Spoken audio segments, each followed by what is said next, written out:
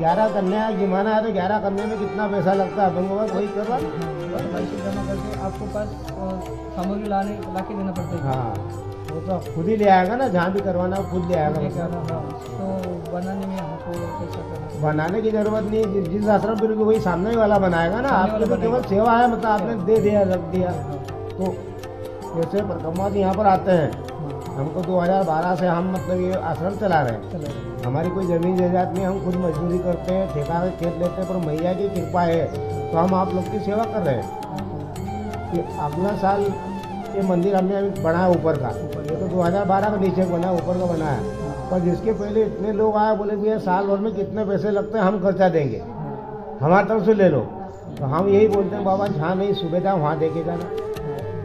पर जो मंदिर बनना चालू हो गया, अभी तो कोई का मायका लाल ये नहीं बोला भैया मंदिर में क्या लग रहा है, हम आपको दे रहे हैं। जमाना भाई यही है। मतलब तो अगर हम आपको, आप मेरे को पैसे दे जाओगे, मैं खा जाऊंगा, तो क्या मतलब जो भगवान के में लगता है वही पुण्य मिलता है आदमी को। और आप सोच सबके पास में कहाँ है ये, सबके पास में ये सोच नहीं है ना, सबसे बड़ी ये बात है।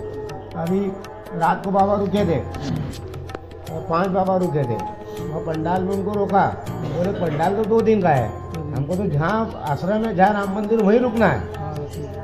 ये पंडाल 2 दिन बाद खत्म हो जाएगा, तो हमको तो भगवान को देखना है।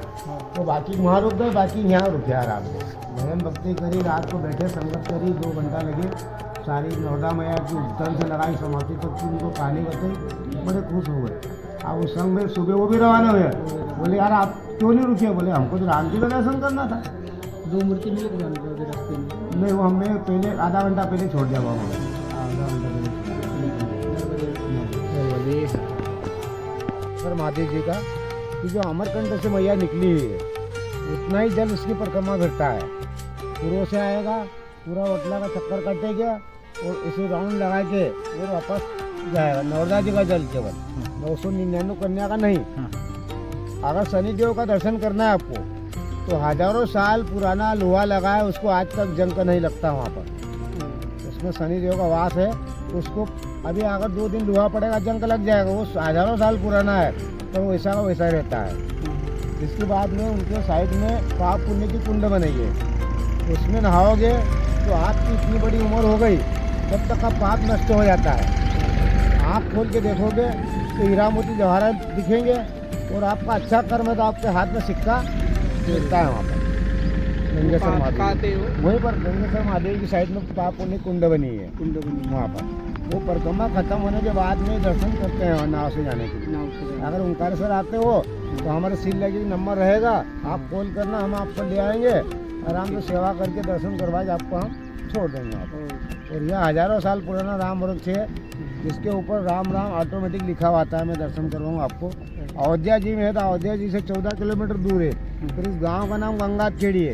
तो गंगा जी उपतन, गंगेश्वर महादेव जी, समुद्र का खारा पानी और एक राम वृक्ष यहाँ पर नर्मदे। और श्री दुर्गा जी राम मंदिर बना। श्री दुर्गा जी राम मंदिर आपको कहीं नहीं मिलेगा यहाँ खड़ा हो। नर्मदे आता उसके ऊपर अलग अलग नज़ारा दिखेगा आपको, हर चीज़ के ऊपर। हर जिसमें नज़र डालोगे, ये बचा है थोड़ा सा इधर, अभी देख लो सब हार लग के ऊपर मिलेगा, हर नज़ारा दिखेगा आपको। ये राम राम लिखा हुआ है, ऑटोमेटिक आता है। कितने साल से आते हैं? 12 साल में एक बार आता है। अब समाप्त तो हो जाएगा, अगले साल आया था, अब समाप्त तो होने वाला है। हाँ, ये समाप्त तो हो जाएंगे। अभी 26 आएगा ना, समाप्त तो हो जाएगा। अभी अब नहीं बचेंगे इसके ऊपर।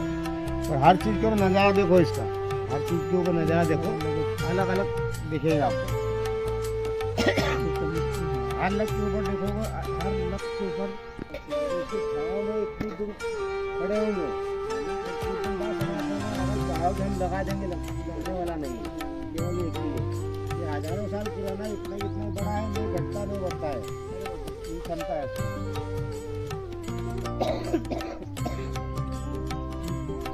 अगर कोई अनजान आदमी मार देगा तो ऑटोमेटिक गाँव भर जाता है। देखो बड़ा होता है, एक ही रहता है। हर लग के ऊपर देखोगे, घाट नज़ारा अलग अलग दिखेगा। इधर इस लग के ऊपर देखो, अलग अलग हर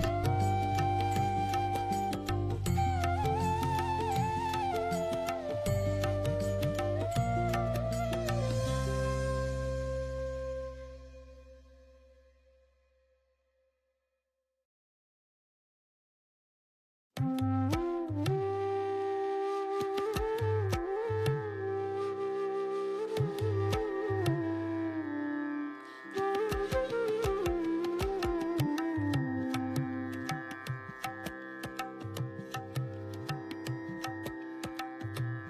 क्या महात्मा मैं आपको सुनाता हूँ।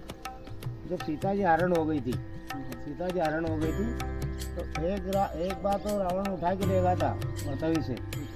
पर जब बोलने लगी हे राम मुझे बचाओ, हे लक्ष्मण मुझे बचाओ, तो आवाज़ नहीं राम ने सुनी थी, नहीं लक्ष्मण ने सुनी थी, और गिद्धराज ने आवाज़ सुन ली थी। गिद्धराज ने आवाज़ सुन ली, वैसे माँ को बचाने के लिए आया।